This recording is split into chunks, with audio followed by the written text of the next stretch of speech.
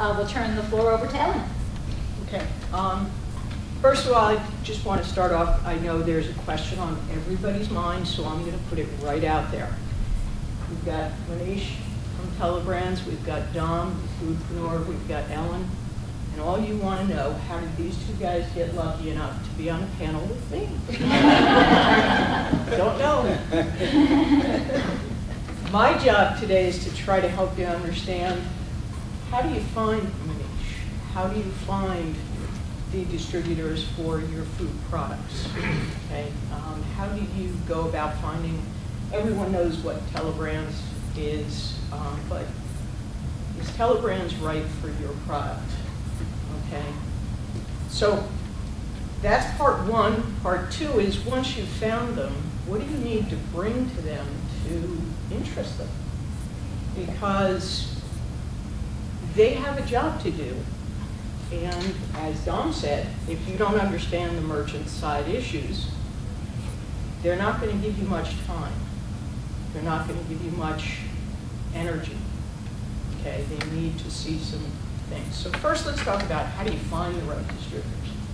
Okay, rule number one, okay, sits over everything. Size matters. Look at your business plan. What do you plan to do with your product? Do you want it to go international? Do you want a distributor like Telebrands? Or are you happy with having something that's much more limited in market? Okay. Don't try to pitch your product to a Telebrands if you don't want them to pitch your product to the world. Okay. So where do you find folks, especially if you want to use smaller companies? Bigger companies you can find, you can do some internet research. The internet's a great place to get a lot of information.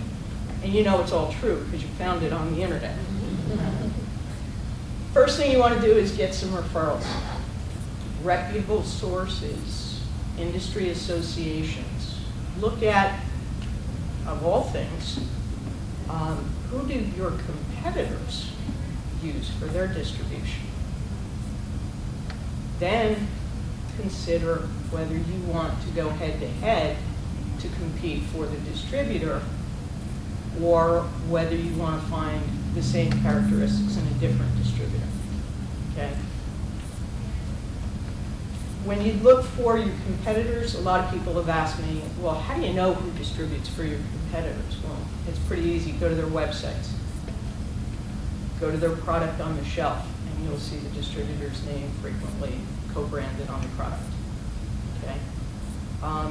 Get as much information as you can on the distributors and what the distributor requires to consider your product. Okay? Then think creatively. Who else uses a product that is like yours, similar to yours, or compatible with yours? If you, for example, have a line of golf bags and all you produce is golf bags, you might want to find people who produce golf clubs, golf balls, golf shoes that don't produce golf bags. Maybe they have a distributor that's going to want your product because everyone I know who goes to golf needs a bag with the clubs and the balls in and the shoes. Okay, so think who else uses your product, and then go and understand what their issues are. Okay. Dominic and I have a pretty unique history that neither of us actually knew about. Well, I knew about it, but now I do. He does now. Years ago, when the Celentano brothers started out their business, my family had a business providing supplies, restaurant supplies, and food products to restaurants. And Dom's dad came to show my dad and my grandfather the Celentano line of foods. And as Dom said, you know, it's taste that sells. Well, his dad actually gave taste tests. So they found my family's distribution channel by good old-fashioned legwork. And then they came in to understand the issues. when he came in, he did not say, hey, this product is great for your high-end restaurant clients that make everything from scratch. They wouldn't want it. He understood their market. He understood their value proposition. And he related it to my family's customer base. So he went from his product to my customer base as a distributor. And that's key. If you can't take your product and relate it to the end user, the customer base of the distributor's not going to be able to necessarily see it for themselves. Telebrands is different. Telebrands can see a lot, but not all distributors will. Okay? Then look at, when you look at your competitors' products, and look at their products and say, do you have a head-to-head product? Are you competing with them on the basis of pricing, on the basis of quality? What differentiates you? Because that's going to make a critical decision point as to whether you waste a lot of time and energy pitching to a distributor that already has a line that's identical to yours. If they're not dissatisfied with some unknown parameter to you, they're not likely to replace that line. If they're happy with that line and you have no differentiator between your product and the product they already have, they're not going to want it. Okay? Other places to get good information on distributors would be your business advisors. Business advisors tend to represent people from the same industries. They're fairly narrow. They may know distributors who would be interested in talking to you, okay? And they may also know some of the hot button issues, okay? Value, price points, size. I was taking some notes down because it's like these guys stole all my words. They must have been looking at my notes. Not getting stuck in the kitchen, okay? Those are all really interesting and phenomenally critical concepts when you go to attract distributors, okay? You want to have a complete product presentation for the distributor. You want to have, what is your product's unique selling proposition? What is your marketing plan? What's your plan for expansion? What is your support? If your product is a product that requires installation, do you provide installation training for the distributor's team? Do you provide installers?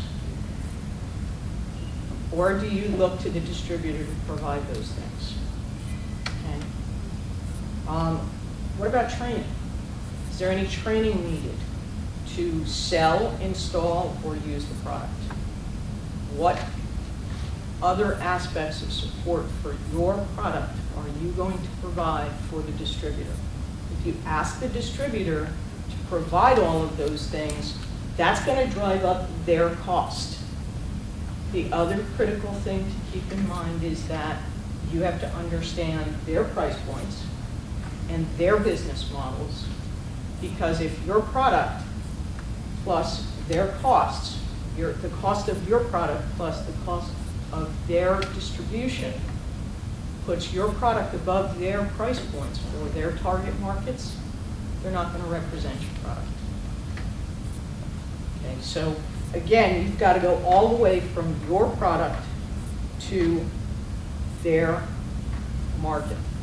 Okay, give you an example of thinking that may or may not serve you in terms of a company like a Telebrands. Had a client who said, got this jewelry product, handcrafted jewelry. It's a niche product. I want to pitch it to Telebrands. I stopped her. Why?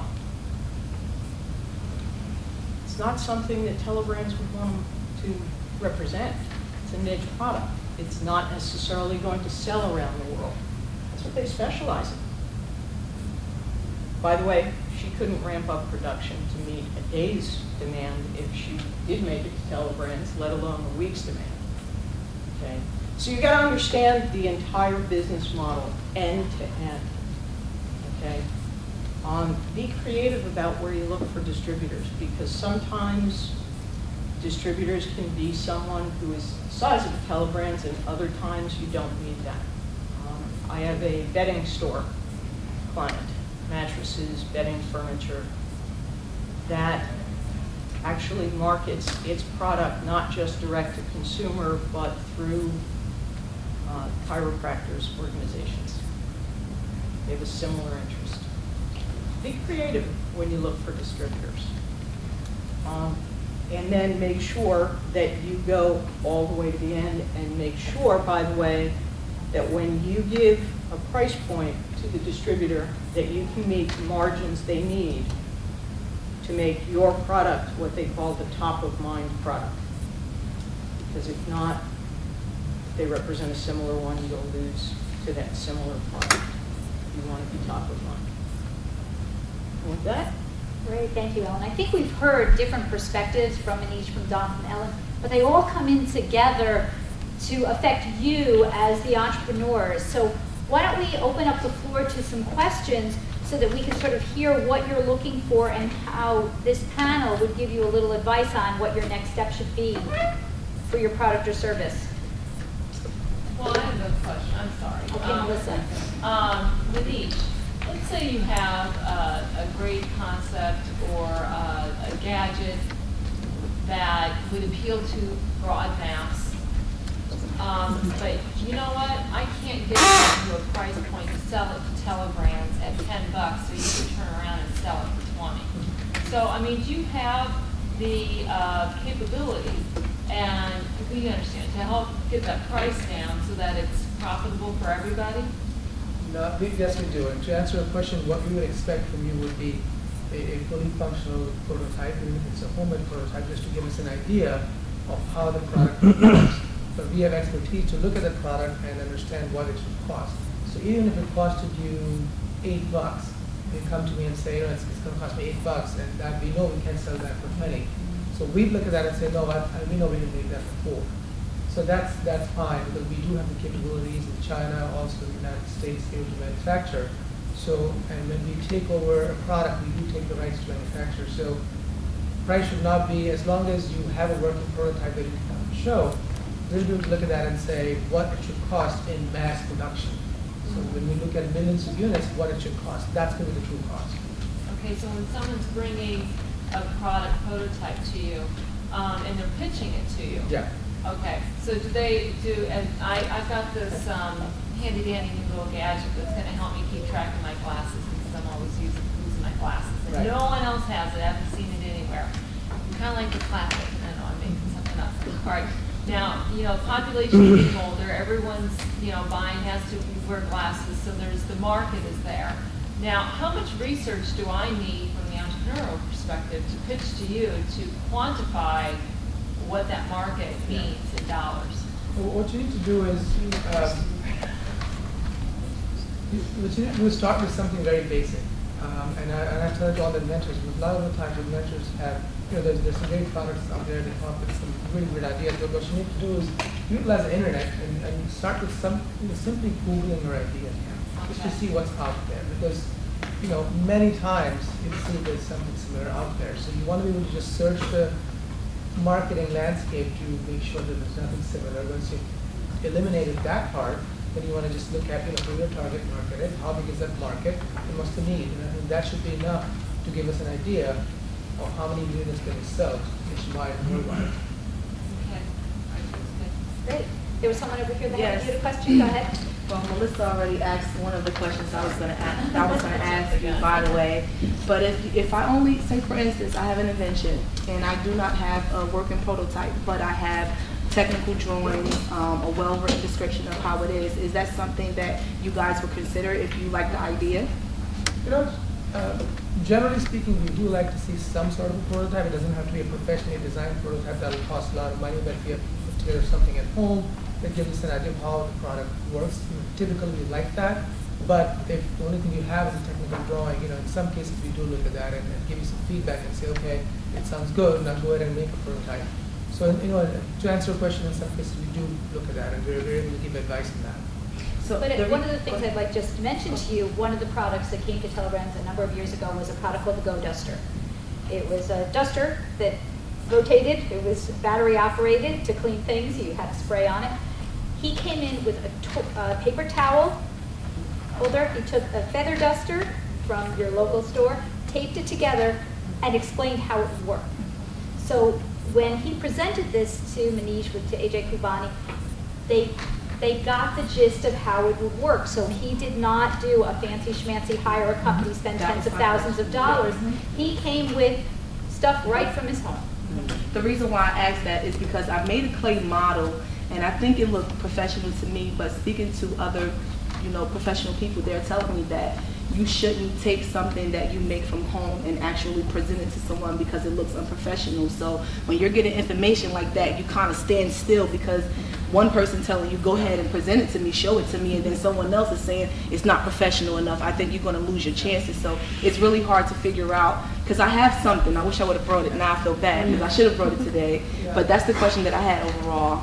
On the contrary, actually, we don't look at the appearance at all. What we're looking for is the functionality of the product. What is it trying to solve? How is it working? We're not looking at how pretty it looks. Okay. So when it comes to Telebrands, and most companies in our business, we're looking at how the product functions. So we're okay with the homemade prototype. Okay. You're also looking November at the 30th. market, the marketability, how do you present market, that type of thing. Okay, go ahead. You don't deal with any kind of food products.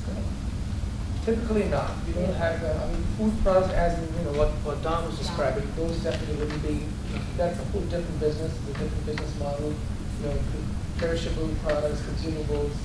We've done some food type products, which are not really your regular grocery products. For example, we had an onion machine that would, help you make fluid onions at home, give you supply your batter, a gadget, but that's somewhat food related.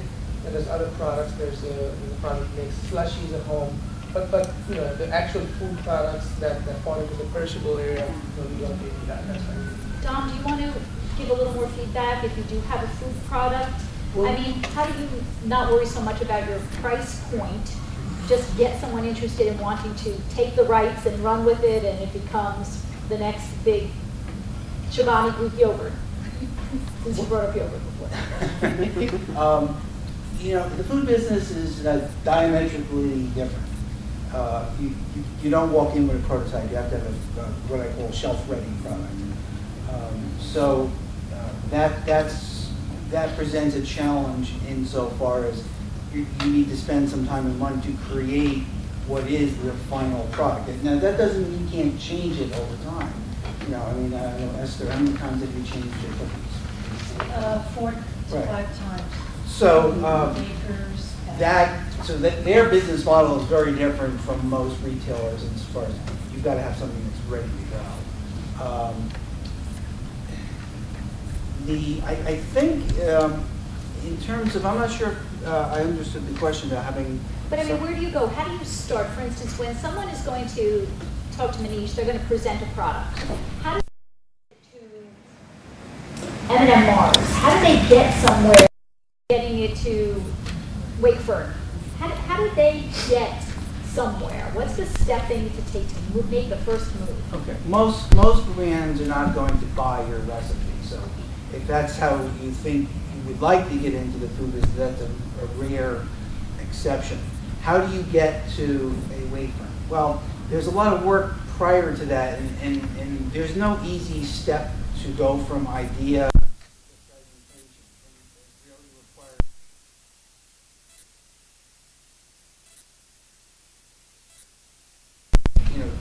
Is there a market niche? Do I find any competition? Does my product stand out there all by itself? Does my product have direct competition? Or are there other products that sort of wrap around it, but I'm really filling in a certain need that nobody else is doing? Actually, getting an appointment with a retailer, somebody like a Wakefern is going to be tough. For example, with ShopRite, you can go to the individual groups, like, not, maybe most people don't know, but ShopRite is the brand that's owned by what's called Wakefern. Wakefern is a big buying entity, and many of the ShopRites are individually owned. So you could actually make an appointment with an individual ShopRite owner or group and present your product. It's just kind of a safer way to go, because they'll kind of entertain products that maybe aren't quite ready. Not quite ready in the sense I don't have a package, but maybe your pricing isn't what it should be nominally. Whole Foods is another safe one. Large retailers are hard to break into. You almost need to go and use what are called brokers. Brokers are people that represent multiple lines and have relationships with supermarkets where they have regular appointments going in. So you really are looking at individual specialty shops. Those are where you can get to the owner or somebody who's close enough up at that decision making to be able to talk to them one-on-one. Because really you're not only selling your product, you're selling yourself. And for those smaller retailers, it's easier for you to sell yourself on that.